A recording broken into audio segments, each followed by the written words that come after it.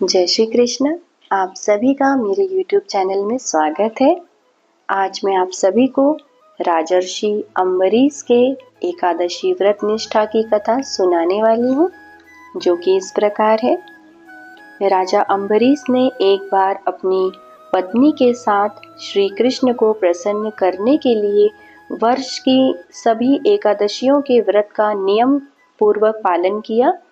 वर्ष पूरा होने पर पारण के दिन उन्होंने धूमधाम से भगवान की पूजा की, ब्राह्मणों को गौदान किया। यह सब करके जब वे पारण करने जा रहे थे, तभी महर्षि दुर्वासा शिष्यों सहित पधारे। राजा ने उनका सत्कार किया और उनसे भोजन करने की प्रार्थना की। दुर्वासा जी ने राजा की प्रार्थना स्वीकार कर ली और स्नान करने यमुना तट पर चले गए। द्वादशी केवल एक घड़ी शेष बची हुई थी। द्वादशी में पारण न करने से व्रत भंग हो जाता।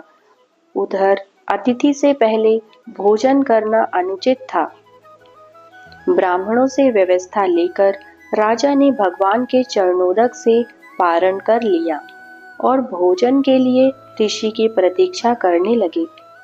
दुर्वासा जी ने स्नान करके लौटते ही तपोबल से राजा के पारण करने की बात जान ली। वे अत्यंत क्रोधित होते हुए बोले, मेरे भोजन के पहले इसने पारण क्यों किया? उन्होंने मस्तक से एक जटा उखाड़ ली और उसे जोर से पृथ्वी पर पटक दिया। उससे कालाग्नि के समान कृत्या नाम की भयानक एक राक्षसी निकली और तलवार लेकर राजा को मारने दौड़ी। राजा जहां के तहां स्थिर खड़े रहे। उन्हें तनिक भी भय नहीं लगा। वे तो सर्वत्र सब रूपों में भगवान को ही देखते थे।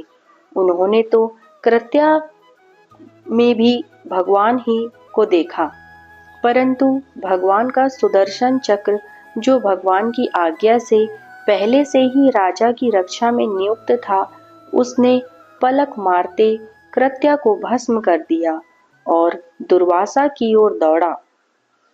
अपनी कृत्या को इस प्रकार नष्ट होते और ज्वालामय कराल चक्र को अपनी ओर आते देख दुर्वासा जी प्राण लेकर भागे।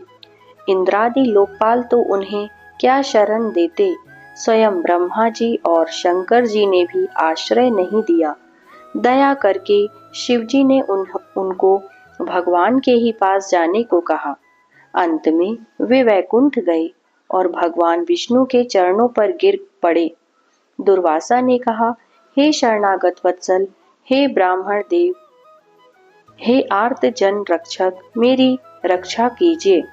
प्रभु ने कहा, महर्षि, मैं स्वतंत्र नहीं हूँ, मैं तो भक्तों के पराधीन हूँ। अतएव ऋषिवर, आप उन महाभाग नाभागत तनय अम्बरीश के यहाँ जाइए, वहीं आपको शांति मिलेगी। इधर राजा अम्बरीश बहुत ही चिंतित थे। उन्हें लगता था कि मेरे ही कारण दुर्वासा जी को मृत्यु भय से ग्रस्त होकर भूखे ही भागना पड़ा। यह सोचकर वे केवल जल पीकर ऋषि के लौटने की पूरे एक वर्ष तक प्रतीक्षा करते रहे। वर्ष भर के बाद दुर्वासा जी जैसे भागे थे, वैसे ही भयभीत दौड़ते हुए आए और उन्होंने राजा का पैर पकड़ लिया। ब्राह्मण के द्वारा पैर पकड़े जाने से राजा को बड़ा संकोच हुआ। उन्होंने स्तुति करके सुदर्शन को शांत किया। भक्तवर अम्बरीश की अपूर्व भगवत भक्ति पर एक राजकुमारी लुब्ध हो गई। उसने निश्चय किया कि मैं उन्हीं को अपने पति के रूप में वरण करूंगी। अपना दृढ़ विचार उसने पिता के समक्ष उपस्थित कर दिया। पिता ने पत्र में सारी बातें लिखकर एक ब्राह्मण के द्वारा अम्बरीश के पास भेजा। ब्राह्मण देव नृप शिरोमणि अम्बरीश के पास पहुंचे और पत्र उन्हें दे दिया। पत्र पढ़कर नरेश ने कहा, भगवत भजन और राज्य कार्य से मुझे तनिक भी अवकाश नहीं मिलता कि किसी भी रानी की सेवा में उपस्थित हो सकूं। रानियां भी मेरे अधिक हैं। ऐसी स्थिति में किसी अन्य राजकुमारी का परिणय मुझे प्रिय नहीं है। ब्राह्मण देव लौट आए। श्री अम्बरीश का संदेश राजा और उनकी पुत्री को उन्होंने सुना दिया। राजकुमारी के मन की कली विकसित हो गई। उसने सोचा, ऐसे पुरुष जिन्हें विलास आदि से पूरी विरक्ति और भगवान के चरणों में अनुपम अनुरक्ति है, धन्य है। मैं उन्हें अवश्य ही पति बनाऊंगी। इस प्रकार अपना जीवन सफल कर लूंगी। ब्राह्मण देवता पुनः अम्बरीश के पास पहुंचे और बोले, राजकुमारी ने अत्यंत विनय से कहा है कि आपके विचारों को सुनकर मेरा हृदय गदगद हो गया है। मन से आपको मैंने पति बना लिया है। पत्नी के रूप में यदि आपने मुझे स्वीकार नहीं किया तो मैं अपने प्राण त्याग दूंगी। स्त्रीवध के महापाप से आप नहीं बच सकेंगे। धर्म प्राण नरेश ने विवाह करना स्वीकार कर लिया। उन्होंने ब्राह्मण को अपना खड्ग देकर कहा, आप इसे राजकुमारी की भांवरी फिरा लें। प्रसन्न मन ब्राह्मण लौटे। राजकुमारी हर्षातिरेक से नाच उठी। खड्ग से भांवरी फिराकर उसका विवाह संस्कार पूर्ण हुआ। वे माता पिता से विदा होकर पतिगृह में आ गईं। परम भगवत भक्त पति की शांत मूर्ति के दर्शन कर उन्होंने अपना अहोभाग्य समझा। अम्बरीश ने देखा, उनके पूजा की समस्त सामग्रियां धोकर यथास्थान रखी रहती हैं। पूजा ग्रह धुला मिलता है।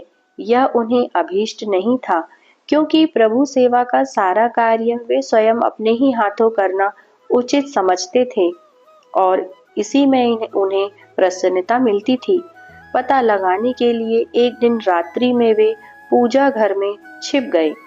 एक प्रहर रात रहते ही नई रानी ने वहां प्रवेश किया और पूजा के पात्र धोने लगी।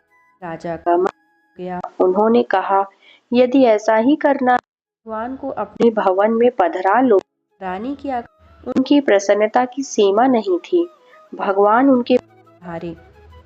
अब वे रात रहते ही स्नान आदि से निवृत्त हो भगवान की धूप दीपादि षोडशोपचार से अत्यंत श्रद्धा और प्रेम से पूजा करती और भजन में बैठती तो दोपहर बीत जाता। उन्हें खान पान की कुछ सुध ही नहीं रहती। दासियों के बार बार आग्रह पर वे भजन से उठ पाती। यह समाचार अम्बरीश ने भी सुना। दूसरे दिन सूर्योदय के समय ही वे छोटी रानी के पूजा गृह में आए। उन्होंने देखा, रानी ने भगवान को अत्यंत सुंदर ढंग से सजा रखा है। धूप की मधुर सुगंध उड़ रही है। घी का दीपक जल रहा है। रानी पद्मासन लगाए भगवान के सामने बैठी हैं। मधुर स्वर में वीणा के तार झंझना रहे हैं और भजन की मधुर स्वर लहरियां वीणा के तारों के स्वरों में विलीन होती जा रही हैं।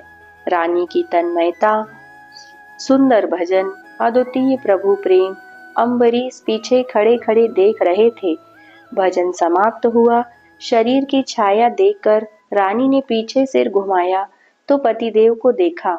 उनके स्वागत के लिए वे उठने ही वाली थीं कि अत्यंत प्रेम से अम्बरीश ने कहा, प्रिय, मेरे स्वागत की आवश्यकता नहीं है, वही भजन फिर सुनाओ। रानी के सौभाग्य का क्या कहना। पतिदेव रीझ चुके थे। परम पति को रिझाना था। वीणा उठी, पतली उंगलियां तारों पर थिरकने लगीं। मधुर स्वर लहरी में थिरकता हुआ भजन अम्बरीश को बेसुध कर रहा था। वे समाधिस्थ से हो गए थे। उनकी आंखें बरस रही थीं।